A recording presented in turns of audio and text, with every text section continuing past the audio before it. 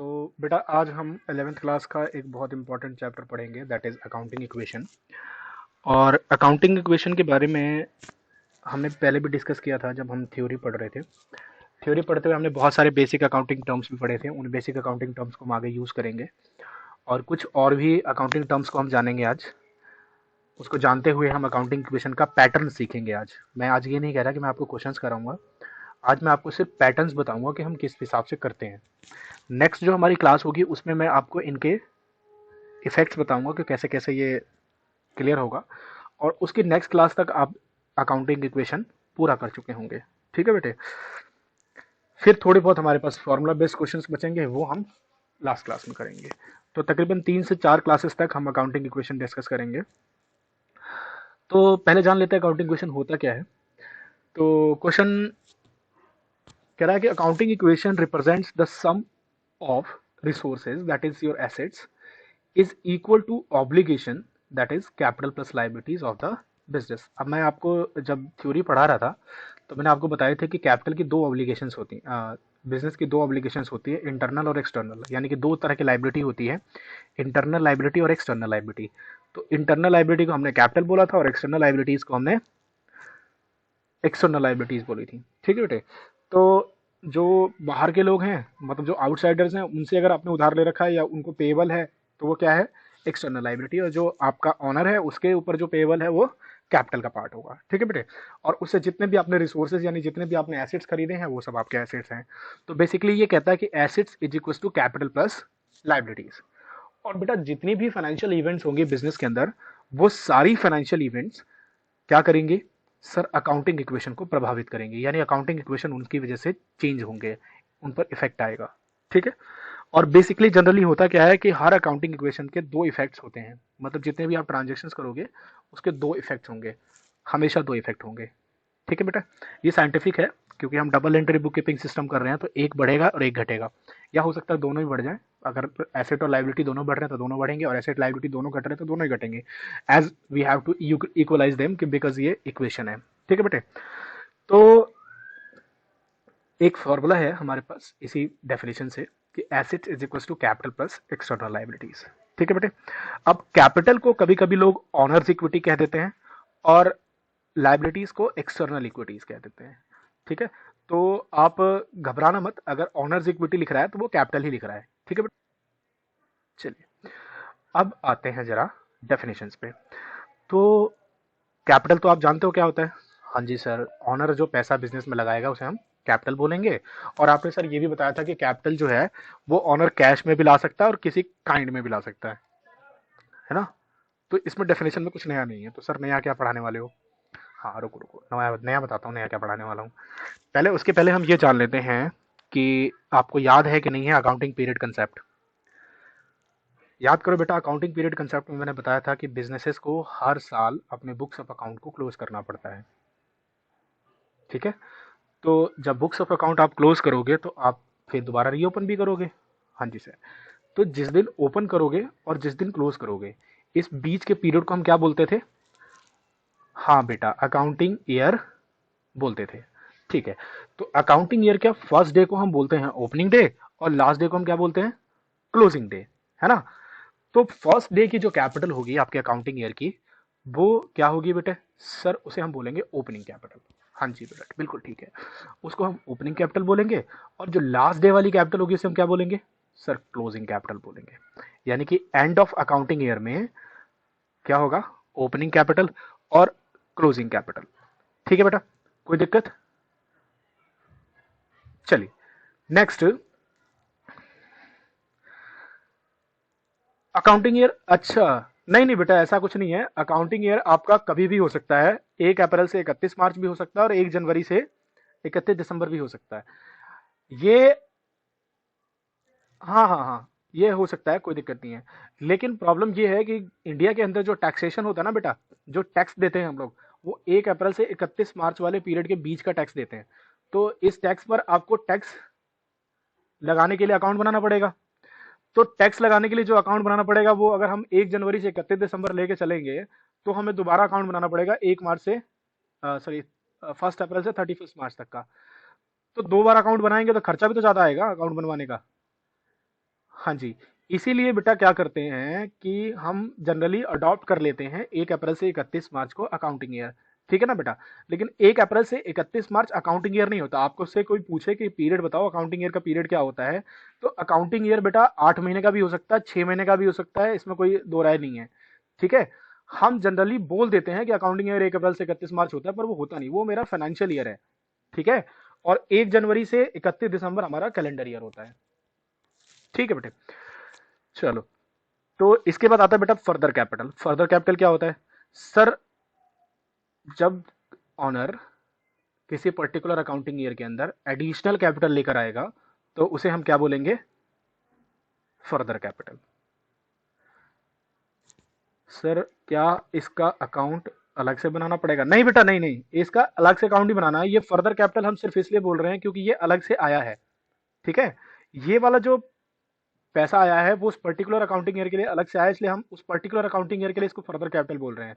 लेकिन जब अमाउंट की अकाउंटिंग ट्रीटमेंट होगी ना, तो वो कैपिटल के अंदर ही होगी, मतलब वो बाद में कैपिटल का ही पार्ट हो जाना है। बस हम बाइफिकेशन कर रहे हैं इसलिए क्योंकि वो अकाउंटिंग ईयर के अंदर हमें रिसीव हुआ है। ठीक है, हाँ वो कैपिटल ऐड होता है। अब एक बात बताओ, आपके पास सपोज करो गोल्ड गोल्ड ज्वेलरीज है और आप उसे किसी लॉकर में रखते हो, तो दोबारा नई गोल्ड ज्वेलरी खरीद के लाओगे तो कहाँ रखोगे?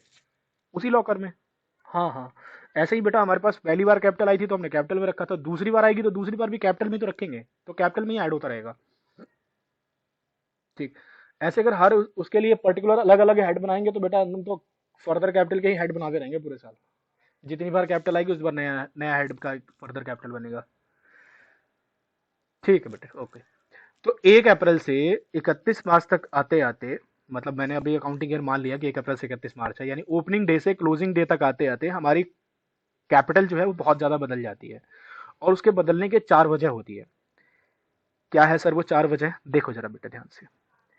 या तो प्रॉफिट या गेन होगा, या लॉस होगा, या फर्दर कैपिटल आएगा, या ड्राइंग्स होगी। ये 4 बातें होती हैं बिजनेस के अंदर। ठीक है बेटे, तो ओपनिंग कैपिटल में ऐड करेंगे आप प्रॉफिट या गेन, फिर उसमें ऐड करेंगे फर्दर कैपिटल्स, माइनस करेंगे लॉसेस, और फिर माइनस करेंगे ड्राइंग्स।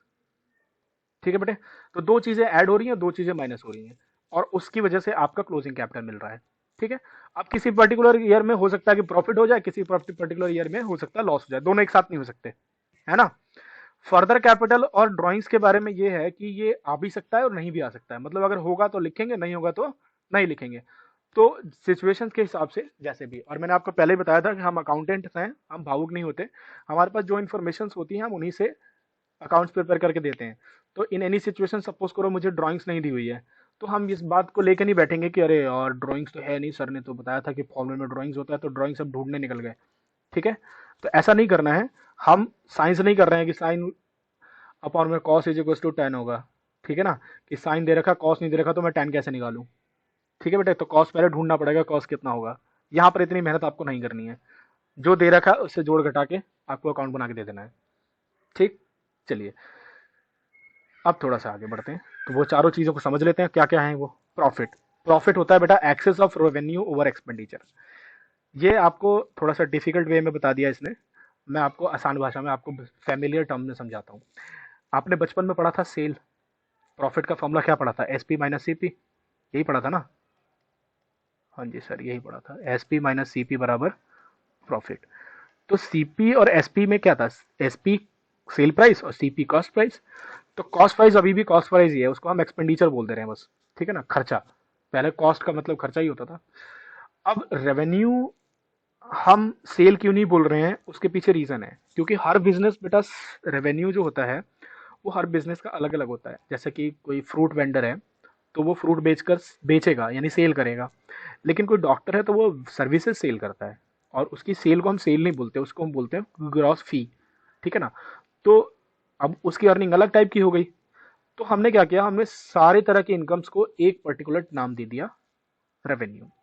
ठीक है ना, और वो बेसिक अकाउंटिंग टर्म में हमको बताया था मैंने कि रेवेन्यू का मतलब सेल भी हो सकता है, प्लस डिविडेंड भी हो सकता है, प्लस इंटरेस्ट रिसीव्ड भी हो सकता है, प्लस कमीशन रिसीव भी हो सकता है, प्लस रेंट रिसीव भी हो सकता है।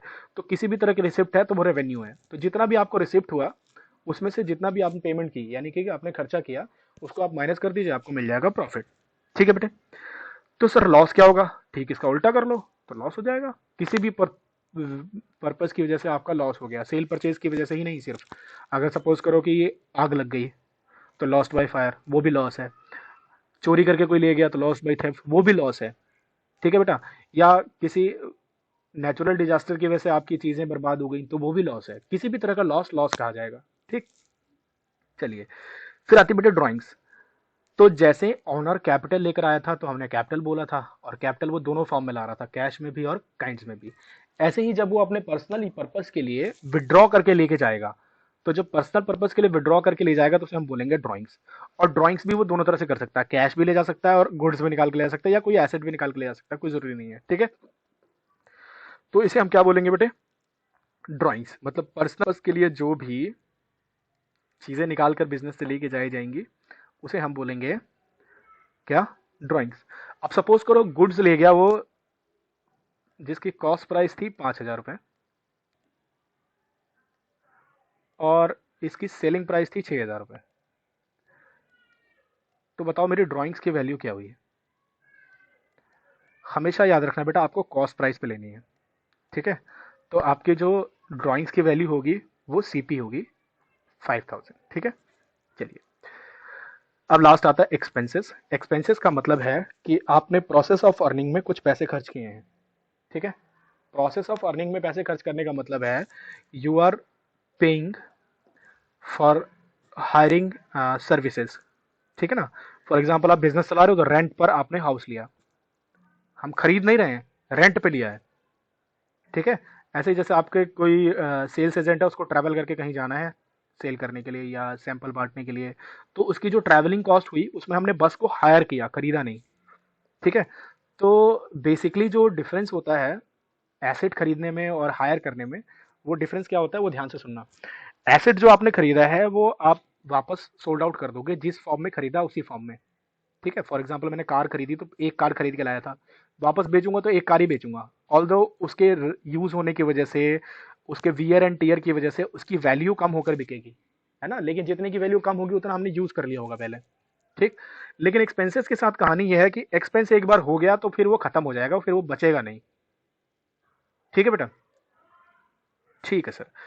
चलिए, तो एक्सपेंस जैसे कि न्यूज़पेपर है, तो न्यूज़पेपर आप खरीदते कैसे हो, पर पेपर के हिसाब से, और बेचते कैसे हो, स्क्रैप करके। हाँ जी, पर केजी के हिसाब से। तो खरीदने और बेचने का मोड सेम नहीं हुआ, अलग अलग तरीके से आप बेच खरीद रहे हैं, तो इसलिए वो एक्सपेंस होगा। न्यूज़पेपर आपका एक्सपेंस का पार्ट होगा, है ना। ऐसे स्टेशनरी आपका एक्सपेंस होता है, क्योंकि आप खरीद के तो लेके आते हो सामान, लेकिन उसे वापस नहीं बेच सकते, उसे वापस आपको रद्दी में ही बेचना पड़ेगा, स्क्रैप में। हाँ, ठीक है बेटे, चलो आगे बढ़ रहे हैं थोड़ा सा। अब एक जरा इक्वेशन बनाना सीखते हैं, और दो दो तीन तीन क्वेश्चन पॉइंट लेके हम सीखेंगे, और 3 या 4 क्वेश्चंस करेंगे आज। ठीक है बेटे, चलो। तो कह रहा कि Mannu started business with cash, purchase goods on credit, purchase goods for cash. 3 entries दी इसने मुझे। तो मन्नू स्टार्ट, तो पहले अकाउंटिंग क्वेश्चन देख लेते हैं। ये फॉर्मेट है, कुछ लोग बेटा ये ऊपर वाला फॉर्मेट फॉलो नहीं करते हैं, सिर्फ ये नीचे वाला रखते हैं, तो वो भी सही होता है, उसमें भी वैसे भी कर सकते हो आप, और मैं ऐसे ही फॉलो करता हूँ तो मैं ऐसे ही कर रहा हूँ। तो पहली ट्रांजेक्शन है स्टार्टेड बिजनेस विद कैश।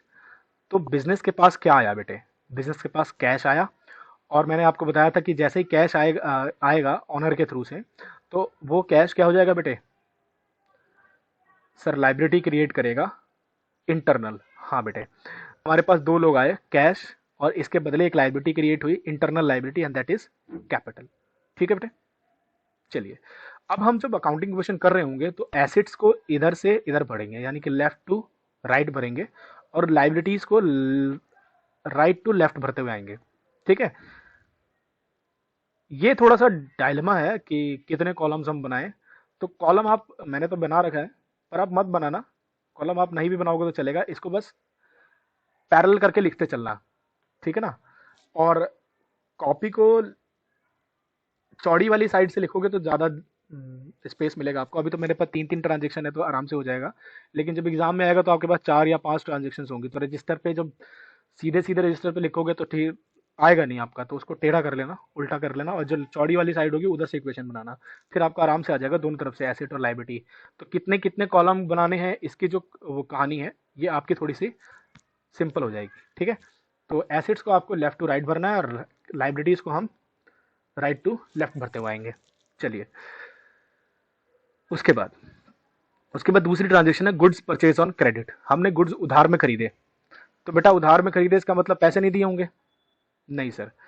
तो पैसे नहीं दिए होंगे तो इसका मतलब हमारे पास लाइबिलिटी अराइज होगी।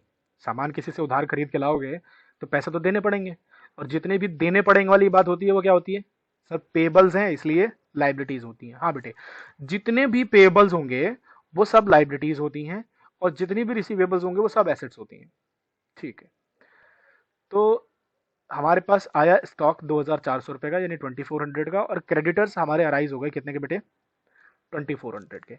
अब पहली वाली जो ट्रांजेक्शन थी वो अपने आप में इक्वेशन थी, इसलिए उसने कुछ चेंज नहीं किया, वो अपने आप फर्स्ट इक्वेशन होती है।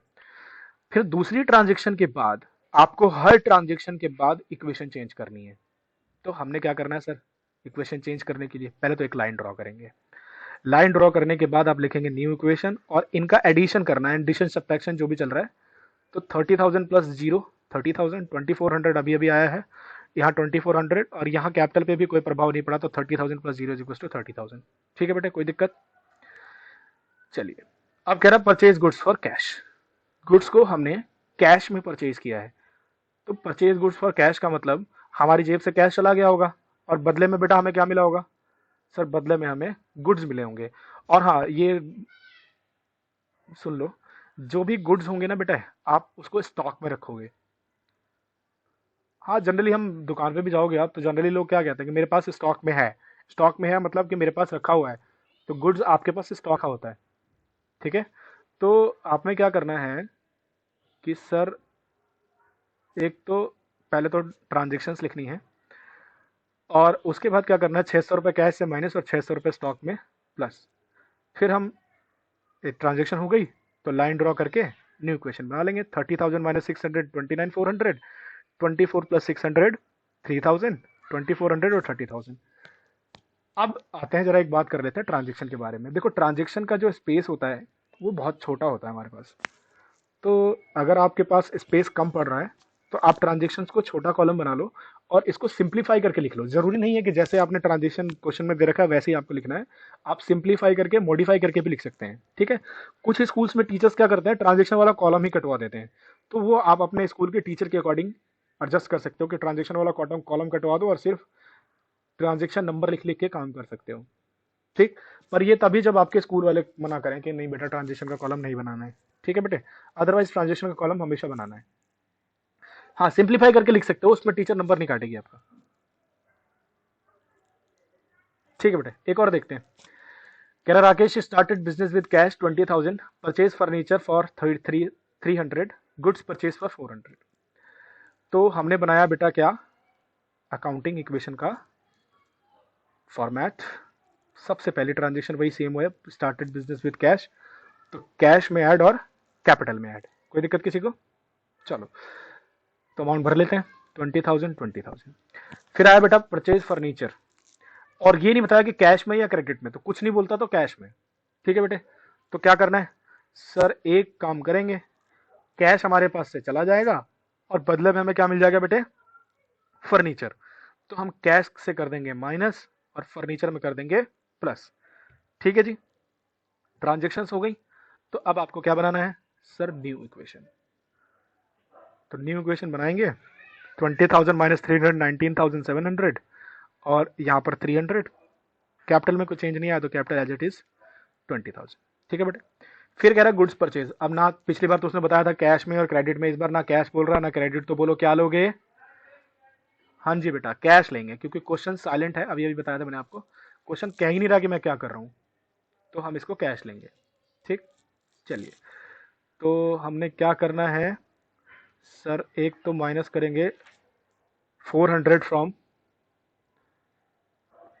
कैश, और दूसरा प्लस करेंगे 400 इन स्टॉक्स। ट्रांजेक्शन कंप्लीट हो गई, तो लाइन ड्रॉ करके हमें बनाना है अकाउंटिंग इक्वेशन। तो अब हम बना लेंगे accounting equation. 19,700 minus 400 19,300, furniture 300, stock का 400, और कैपिटल में इस बार भी कोई चेंज नहीं हुआ है, तो कैपिटल कितना रहेगा बेटे? 20,000। कोई दिक्कत किसी को? चलिए, तो एक क्वेश्चन और देखते हैं। आइए बेटे। तो कह रहा Rakesh started business with cash 50,000, deposited into bank 15,000, building purchase by cheque 10,000। तो पहले बना लेते हैं फॉर्मेट, और फर्स्ट ट्रांजेक्शन हमारी सेम सेम चल रही है, तो कैश में ऐड और कैपिटल में ऐड, अमाउंट भर लेते हैं इसका। फिर दूसरा कह रहा है डिपॉजिटेड इनटू बैंक, बैंक में हमने डिपॉजिट किया। तो एक बात बताओ, बैंक में अगर आप पैसा डिपॉजिट करोगे तो आपके पास क्या जाएगा? सर हमारे पास से कैश चला जाएगा, और बदले में क्या मिलेगा? Bank balance. ठीक है जी। तो डिपॉजिट इनटू बैंक, और मैंने क्या किया, 15,000 कैश से माइनस करके 15,000 बैंक में ऐड कर लिया। और बेटा बैंक बैलेंस ना लिख के बैंक ही लिखते हैं हम लोग जनरली। अब बैंक लिखने का मतलब ये नहीं है कि मेरे अकाउंट में एसबीआई का बैंक अकाउंट है, इसका मतलब ये मेरा बैंक बैलेंस शो कर रहा है, और ये किसी भी अकाउंट का बैंक बैलेंस हो सकता है। ठीक है।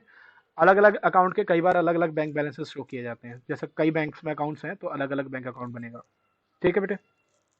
चलो, फिर कह रहा है purchase building by cheque, building हमने चेक से खरीदा। तो इस ट्रांजेक्शन को करने से पहले न्यू इक्वेशन बना लेते हैं।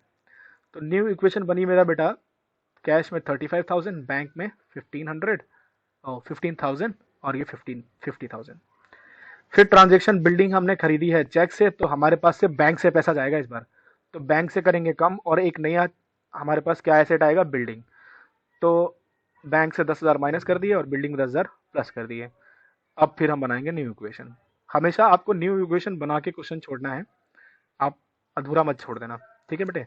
तो न्यू इक्वेशन आपने बनाया 35,000, 15 में 10 गए तो 5,000, 10 का 10,000, और 50,000 50,000। कोई दिक्कत किसी को? चलो एक और देखते हैं बेटे।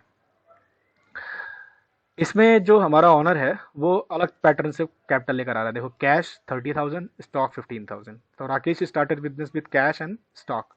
फर्नीचर खरीदा बेटा हमने 10,000 रुपए का, और 5,000 के गुड्स हमने बेचे हैं 8,000 रुपए में। ठीक है। चलिए, तो हम पहले बना लेते हैं फॉर्मेट, और हमने बनाया स्टार्टेड बिजनेस। तो स्टार्टेड बिजनेस विद, इस बार दो चीज़ें आई हैं, कैश एंड स्टॉक।